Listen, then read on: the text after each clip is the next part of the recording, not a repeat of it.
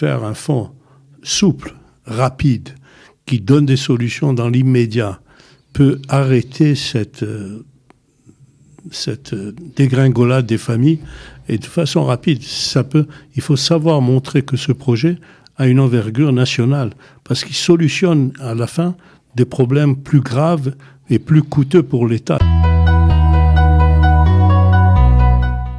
Notre invité du jour, Elie Elalouf, est un très grand activiste pour plus d'égalité et plus de justice sociale dans notre société. Il a même reçu le prix d'Israël pour son travail pendant 18 ans au sein de la Fondation Rachi. Nous sommes ravis de l'accueillir dans le cadre de cette opération Israël Tzedaka by Kalita. Nous allons essayer de récolter des fonds pour aider 1000 familles françaises qui sont sous le seuil de la pauvreté, qui vivent sous le seuil de la pauvreté.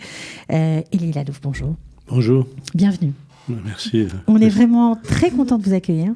Je suis très content d'être là. Parce que vous avez beaucoup parlé politique, puisque vous étiez député, vous avez longtemps présidé la commission parlementaire du travail, des affaires sociales et de la santé, mais ça nous fait plaisir ici aujourd'hui, maintenant que vous n'avez plus de mandat, de parler, non pas qu'on soit content que vous n'ayez plus de mandat, c'est pas mon propos, mais on est content de parler de justice sociale, d'égalité, de pauvreté, des thèmes qui vraiment vous ont porté depuis votre plus jeune âge. Merci, je suis très content d'être là. Je me sens en famille en fait.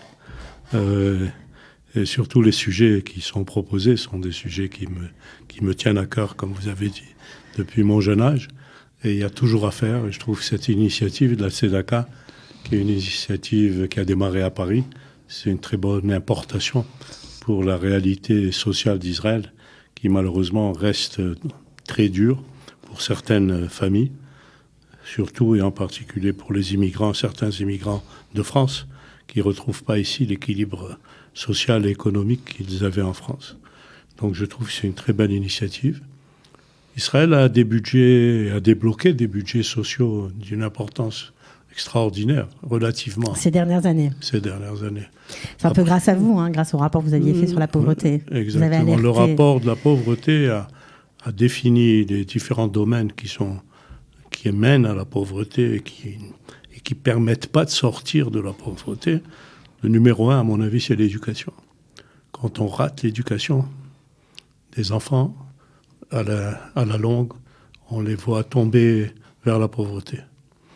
Deuxièmement, le problème du logement, qui est un problème grave, surtout même quand on pense aux immigrants. Tout à fait. Ils n'ont pas de solution, alors qu'en France, il y a tellement de solutions possibles dans le cadre du logement social. En Israël, il y en a presque plus, si je peux, pour ne pas dire qu'il n'y en a plus, puisque c'est moins de 50 000 appartements dans tout Israël pour les familles en pauvreté il y a une subvention pour la location, mais c'est insuffisant. Okay. Le troisième domaine, c'est effectivement l'emploi. On trouve, et les immigrants ont des problèmes quand ils viennent surtout quand il n'y a pas de diplôme ou il y a une expérience mais qui n'est pas reconnue comme un diplôme en Israël, ça leur fait des difficultés pour trouver leur emploi. Et très souvent, des familles où le couple travaille tous les deux, elles restent en dessous du seuil de pauvreté. Donc c'est une anomalie. Il aurait fallu pouvoir leur résoudre la solution quand ils travaillent. Il y a des solutions, mais elles ne sont pas connues. Et je suis content. J'ai appris là dans le couloir que vous avez créé un centre de Mitsui Sruyot, la possibilité de retrouver les droits des gens. De les connaître tout simplement, connaître ses droits dans tous les domaines. Je crois que c'est une très bonne chose, c'est ce qui était dans le rapport.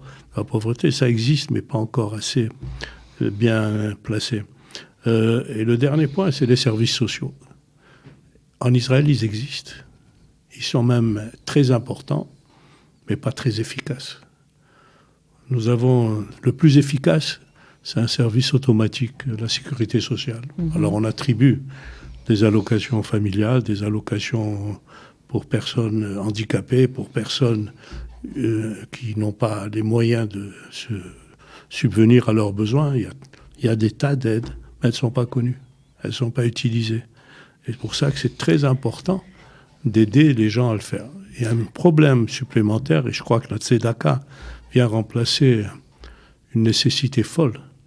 C'est que les gens, excusez-moi l'expression, se cassent la gueule un moment où l'administration est incapable de venir très vite les aider à s'en sortir. Oui, c'est exactement le propos, parce que cette opération Israël Tzedaka Baïkalita veut créer un fonds d'urgence.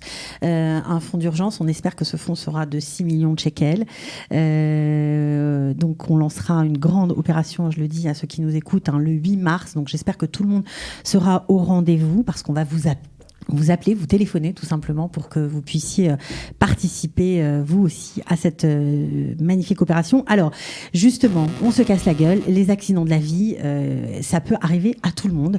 C'est pas Israël, et ça c'est important de le dire, qui fait que les situations sont de plus en plus précaires, mais c'est tout simplement tous les facteurs et tous les indices dont vous venez de parler, plus un accident de la vie, une perte de travail, un enfant qui tombe malade, un enfant qui décède. Il y a beaucoup de choses qui peuvent arriver dans la vie. Effectivement. Et là, le grand problème, c'est que l'administration est incapable de réagir à temps réel à ces problèmes.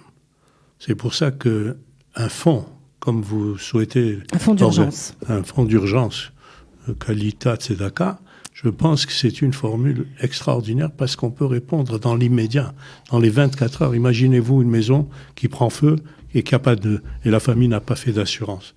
D'ailleurs, ça arrive, ou simplement la famille a acheté sa maison il y a 20 ans, il y a 15 ans, a fait une assurance au prix de la maison d'il y a 20 ans, et puis la plus-value n'a pas été enclenchée, et l'assurance remboursera peut-être à 200 000 shekels au lieu de 800 000 ou 1 million de shekels. Mais même si elle rembourse, c'est jamais suffisant et jamais à temps. Mais bien sûr. Le grand problème, c'est d'ailleurs dans une des rubriques qu'on avait mis dans le budget du rapport de la pauvreté, c'est un fonds d'urgence souple, très souple. Rapide. Qui est donné directement sur l'ordre d'une ou deux travailleuses sociales. Un rapport immédiat qui apporte une solution de façon immédiate. Or, si on attend que la sécurité sociale se mette en place, elle envoie, les compagnies d'assurance viennent, etc., la famille peut se démanteler de façon dramatique. En combien de temps on peut perdre pied avec la réalité israélienne ? Question de semaines. En quelques semaines ? En quelques semaines, bien sûr. Si on est endetté, si on se fait des dettes, si on a une maison qui brûle. Mais imaginez-vous, la municipalité vient à l'aide quelques jours, dans les meilleurs des cas, dans les meilleures municipalités. Mais quand les municipalités sont faibles, et ces gens-là se retrouvent aussi dans des villes faibles, alors imaginez-vous, elles sont tout de suite abandonnées à elles-mêmes. Et s'il n'y a pas une aide communautaire, comme celle que vous préconisez, il y a des réponses qui sont très, très tardive, même s'il y a une solution au bout du rouleau. Alors, on sait que votre domaine de prédilection, ça a été d'aider, justement, en tout cas de pointer les problèmes dans la périphérie, notamment dans le sud du pays. Est-ce que les francophones sont aussi présents dans ces villes-là ? Malheureusement, non, pas assez. Mais ils sont présents, ils sont là. Moi, j'habite Beersheva, mais on voit de moins en moins d'immigrants venir à Beersheva. Okay. En fait, je pense que ça leur serait plus facile d'aller dans la périphérie que dans le centre du pays. Parce que le centre du pays n'est pas très généreux pour les gens modestes. Il ne les regarde pas de près, pas suffisamment. Alors que dans la périphérie, la communauté est énormément soudée et prête à aider. Donc le grand problème, d'abord, c'est qu'on ne voit plus. Moi, je n'ai pas encore croisé un immigrant nouveau à Beersheva ces quelques dernières années. Je sais qu'il y a une unité. Je ne peux pas dire que j'ai été sollicité pour faire quelque chose là-dedans. Mais malheureusement, quand on arrive dans des villes de développement comme ça, il y a plus de solutions possibles que dans le centre du pays. Mais aujourd'hui, on sait, avec les chiffres de l'ALA de ces dernières années, les francophones sont plutôt arrivés dans les villes, on va dire dans le centre, Netanya, Ashdod, Jérusalem, Tel Aviv. Et c'est vrai que parfois, eh bien, eux aussi, comme d'autres Israéliens, rencontrent des accidents de vie, des divorces, des changements de situation, des sociétés qui sont aussi montées par des Olim Hadashim et qui s'arrêtent pour X raisons. Et donc, les salariés n'ont plus de boulot. Il faut se remettre en selle. Et parfois, il y a les factures d'électricité qui grimpent, il y a la mashkenta qu'on ne peut plus payer, il y a plein de facteurs aggravants qui se mélangent. Est-ce que vous pensez vraiment que ce fonds, alors vous m'avez dit que c'était une bonne idée, mais est-ce que vous pensez qu'on peut aller encore plus loin ? Bien sûr, il faut l'élargir. Il faut l'élargir, il faut savoir même le construire avec budget national. avec le budget gouvernemental. Il ne peut pas être seulement basé sur la philanthropie et la générosité juive traditionnelle qui est merveilleuse, mais qui est insuffisante vu les besoins. Vous pensez que les francophones peuvent montrer la direction pour le reste de la société israélienne ? Bien sûr. Ils l'ont fait pour d'autres choses. Ils peuvent le faire là aussi. Moi, je pense qu'effectivement, le Kalita, qui est une création où j'ai eu un petit doigt à un certain moment pour cette mise en place merveilleuse. Et bien, vous avez beaucoup aidé aussi, on ne le répétera jamais assez, pour la réforme des dentistes lorsque vous étiez président de la commission. Là, je pense, c'est vrai, mais je pense que l'idée de Kalita, là, de faire un fonds souple, rapide, qui donne des solutions dans l'immédiat, peut arrêter cette dégringolade des familles. Et de façon rapide, il faut savoir montrer que ce projet a une envergure nationale, parce qu'il solutionne à la fin des problèmes plus graves et plus coûteux pour l'État. Donc si c'est bien fait, bien organisé, c'est un fonds extraordinaire. C'est un fonds qui doit être fait, basé. C'est pas du copinage, c'est des solutions réfléchies, calculées, et il faut le faire absolument avec le gouvernement. Alors, ce qu'il faut préciser, bien sûr, c'est que tous les gens qui vont faire des dons pour cette opération Israël Tzedaka, Kalita, eh bien, tous les dons seront reversés dans l'intégralité. Il n'y a pas de frais de structure. Si on donne 100 shekels, eh bien, ce sera 100 shekels pour une famille, ou 50, peu importe. Ouais, je connais bien Kalita. Je sais qu'ils ont des principes de qualité. Et vraiment, bravo. C'est très bonne. Non, c'est vrai que c'est une bonne formule. Parce que le grand problème des donations, c'est qu'on n'est pas toujours sûr où ça va, Donc là, combien ça va, et comment c'est exploité. Et là, je suis certain que vous le ferez bien. Voilà, pour payer les factures de chauffage, d'électricité. Ça, c'est rapide. Parce que si on le fait pas. Parfois. Que Dieu préserve. Oui, que Dieu bien préserve. qu'il y a un budget pour ça, national. Mais... Les obsèques, etc. Je sais, parce que j'ai corrigé la loi. Dans ce domaine-là, elle était insuffisante. Mais il y a des besoins d'une rapidité qu'une famille doit trouver dans l'immédiat. Et quand on n'a pas l'entourage familial adéquat, donc il faut remplacer un peu les familles faibles.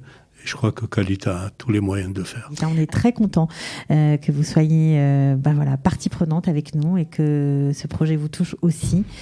Vous serez là donc le 8 mars ? Oui, bien sûr, je serai au téléphone. Et si vous avez besoin de moi de plus que mon téléphone, je suis à votre disposition.